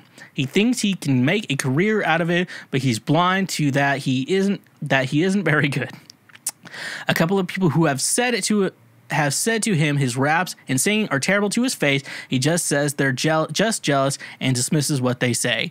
He's an extremely sensitive guy, much more sensitive than any average person, and I think it would break his heart if I tried to tell him that he can't actually rap or sing. He lost his mom a couple years ago and has been extra sensitive since. He always talks about the pain of losing his mom and how he just wants to see her. When he says this, it breaks me. I can't bring myself to tell him that I feel just so bad for him and don't want to break his heart by telling him the truth. And even if he did, he might not take it seriously anyways. But I'm scared that he is wasting his life away, and I don't want him to be nationally humiliated by it. So look, first of all, this is someone who comes from working in the music industry. just, think about how hard it is to be famous. It's incredibly hard to be famous. That being said, though, honestly, yeah, so basically when you kind of get to a pro level, you meet so many fucking people that you really have to put your self-worth out there. Now look, people, I know I can play guitar, I can sing and play other instruments and record and shit really well. I know that shit, but there's always the back of my mind that if someone compliments me, you're like, well, no. You always compare yourself to others, and it doesn't sound like this guy's comparing himself to others. There's a good way of doing that, and there's a bad way of doing that. Like, it looks like this guy is cocky, and he really hasn't had the brick to the face that humbles him. There is a bit of humbling. You have to know your worth, and you have to humble yourself. It's this weird line, I would say, with that. So, which is random ass randos come up to him and say he sucks. Like, he's not going to listen to them. Like, they're just haters. They're hating shit like that. I know you don't want him to get humiliated on like X Factor or Britain's Got Talent. That's gonna be what has to happen, or like he's really gonna have to like get a bunch of people telling him like. The message that people are saying he sucks is not gotten to his head. He needs someone important to tell him he sucks. So he either gets better or decides to quit altogether because he needs to probably move on from it. There's always that one guy from your hometown has a rap career. Not my hometown, but where I went to high school is I know of a guy who's trying to be a rapper. I can't force myself to listen to it. Usually I'm like, oh, this person makes music, I'm going to listen to it. And I listen to it, I'm like, oh, God, this is awful. So, yeah, I mean, there's always that one guy, and I guess that's your guy from your town. He's going to have a brick to the face from someone it actually means something to. So, I know you don't want him to get humiliated on Britain's Got Talent or whatever. If that's what it's going to have to take for him to stop this fucking rap career, it's good. I make fun of my friends where like, I think I'm going to release this, like, go solo for my band, really. So I'm like, please don't. No one wants this. And I do that as a joke, but they could probably make something very fine as like a solo artist if they wanted to. But yeah, no, I don't. That's gonna be the best thing.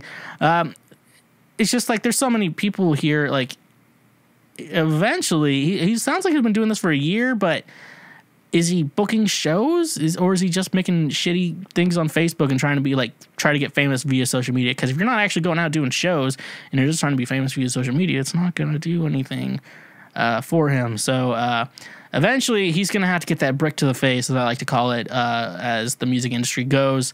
And he is going to have to deal with sucking. Because you always suck at the beginning and you have to get better from there. That's just any profession. But yeah, he's just gonna have to get humiliated. That's gonna be the only thing. It's gonna get him to stop, hopefully. It's the only thing I can really say. So that's all I'm gonna say on that. He just needs the proper brick to the face. Sometimes it sounds like he just needs the right brick to the face to tell him that he sucks. That way he realizes it. So yeah, that's all I'm gonna have to say on that. Next one, how do I get my partner to brush their teeth? My partner rarely brushes their teeth. Their teeth are brown and gross, and it's a real turnoff. I suspect they have trouble with it due to a gag reflex that they've mentioned. Does anyone have any idea of ways to bring up this issue without them being offended or embarrassed? How are you with someone with brown teeth? Like, how are you like, you know what? I'm gonna date this person. I'm gonna partner. So. Assuming you're not like, let's assume you're not like a same-sex couple. Partner means like you're serious, you're just not married yet. What part of our evolutionary biology for you has been, his teeth are brown, I want to fuck him? What situation is that? Look, I think if his teeth are brown, he needs to. You're just gonna have to get into debt to fix that shit. First of all, that's all I can say here. I'm assuming, I expect they have trouble. You left this very ambiguous.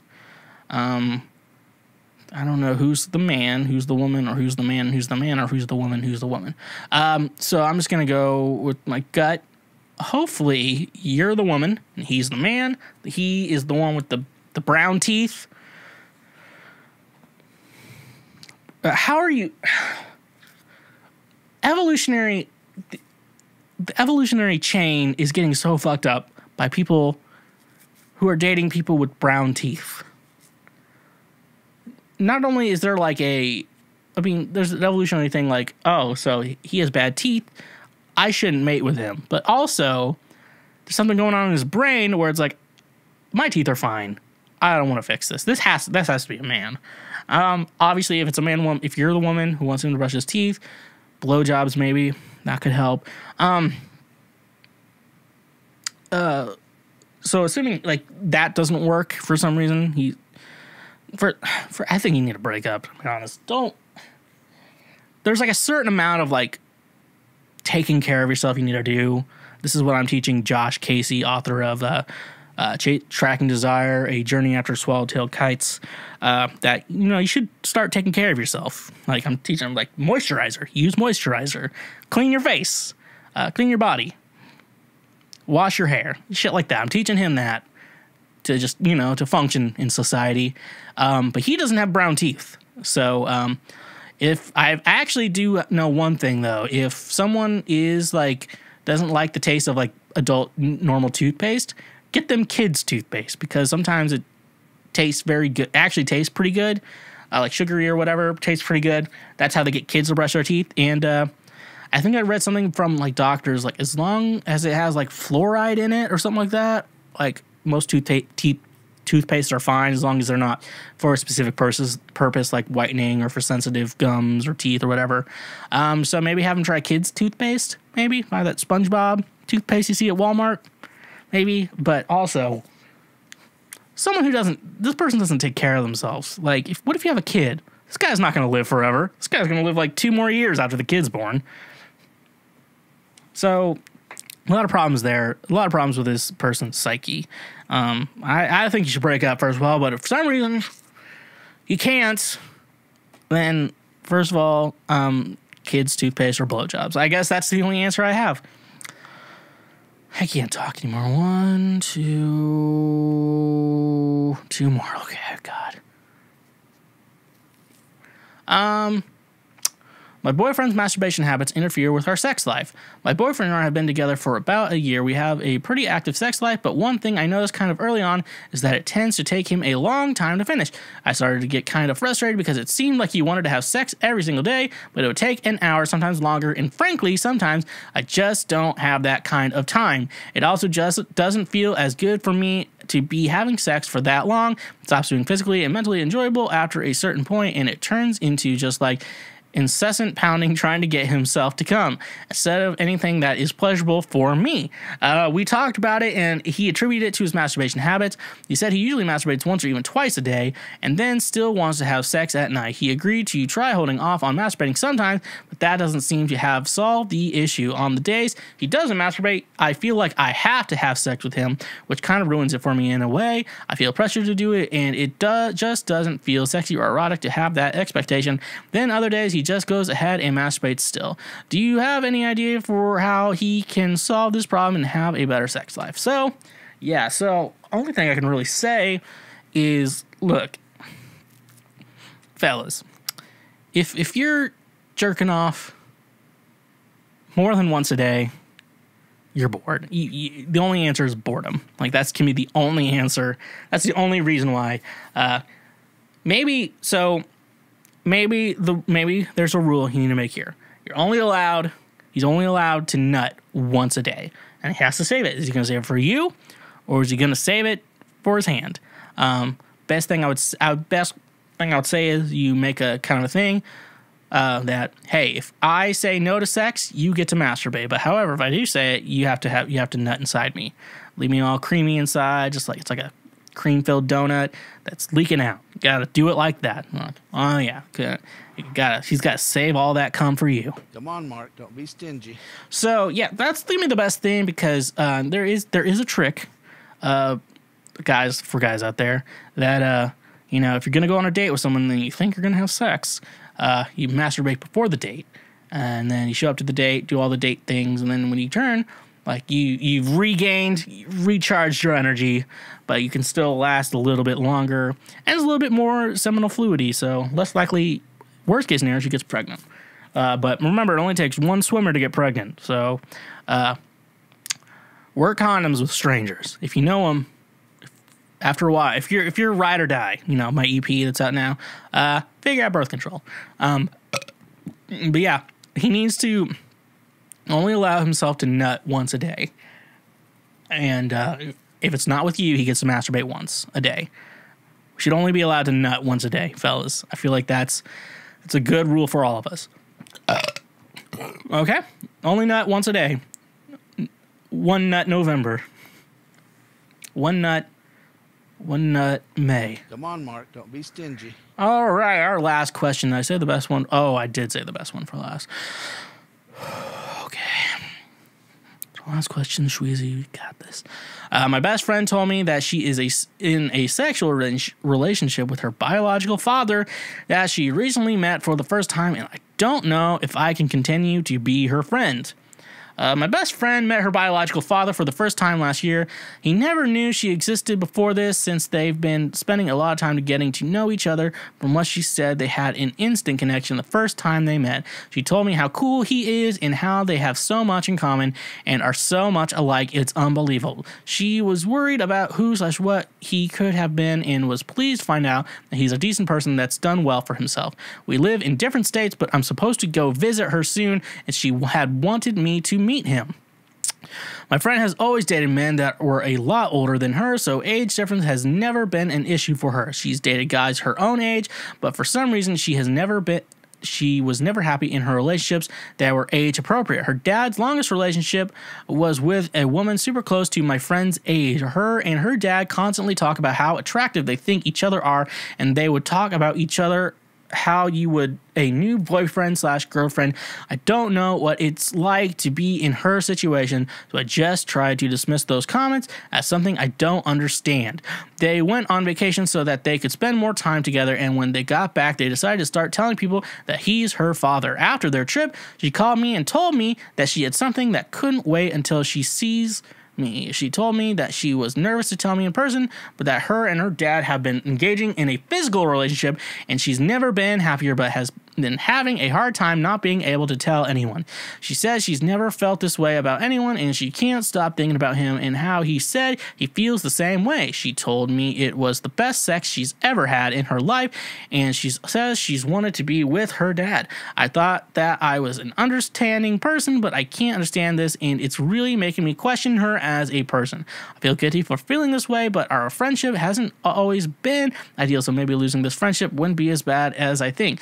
She clarified that he was the most hesitant. He was the more hesitant one at first, and that she is the one that made the first move. She had met and spent time together, and then she spent several months trying to pursue something with him. He even offered to pay for her to go to therapy to talk to someone about her feelings. She stayed at his house the night before they were supposed to meet his extended family, and she went and got in his bed in the middle of the night, and that is when lines were crossed.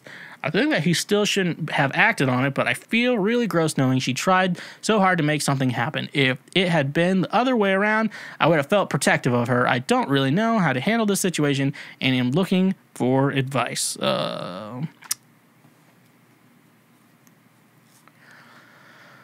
So... That's rough, buddy. That's rough, buddy. That's rough, buddy. That's rough, buddy. That's rough, buddy. That's rough, that's rough, buddy. That's rough, buddy. So this bitch needs therapy. So her dad wasn't present for her when she was a child, so she clearly has daddy issues. Not the cool kind with the women I'm with. Not those kind of women. This one's really bad. You can tell she has fucking daddy issues. Only dates older men and can't really maintain ones with men her own age. And, okay, and she's the one more or less putting on the moves on him. Bitch needs therapy, and honestly, as a friend, I don't know how you're gonna be able to convince her about this. can't fucking do this. Why?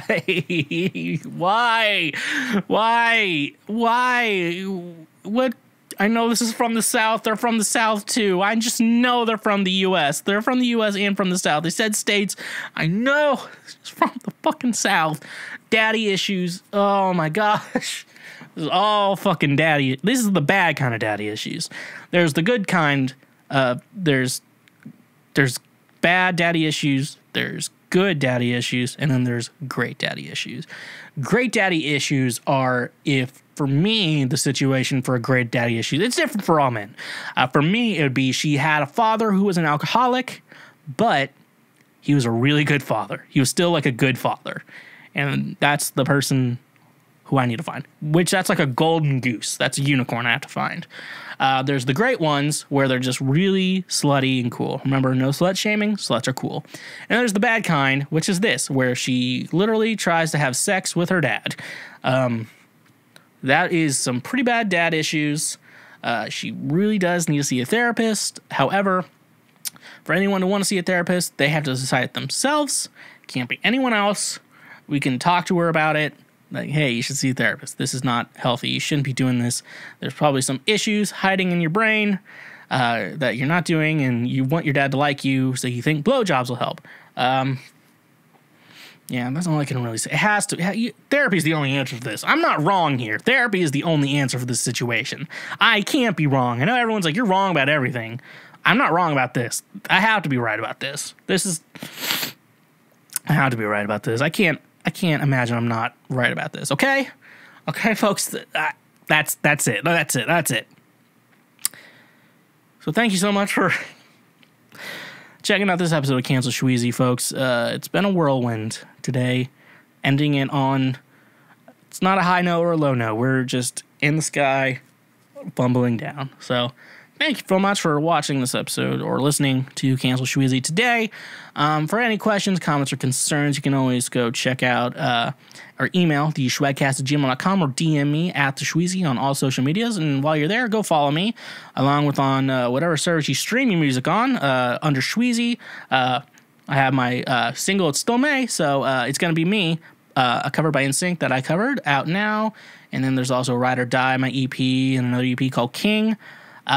Subscribe to the show where you're listening, YouTube where you're watching. Subscribe on Twitch when you connect your Amazon Prime account. With that shit, that's the kind of shit I'm into. I like that, and I really like that. So that's how I'm going to end the show today. Oh, and don't forget the Patreon, $5 a month. That's how we're ending the show today, folks. On very much just falling out on a high note, falling out of the sky. So honk if you love butt drugs, and stay awesome.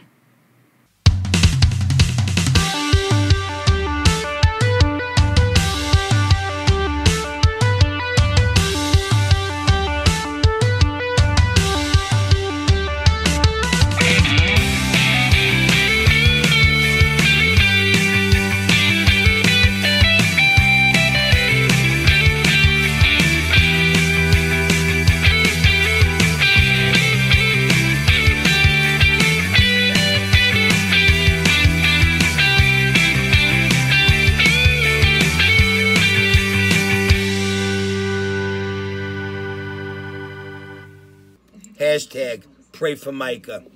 Hey there, my fellow Schwoklord. Thank you so much for finishing that episode. It means a lot to me. If you want to support the show even further, check us out on Patreon, where you can get ad-free episodes of all my shows. Once again, thank you from the bottom of my heart, and stay awesome.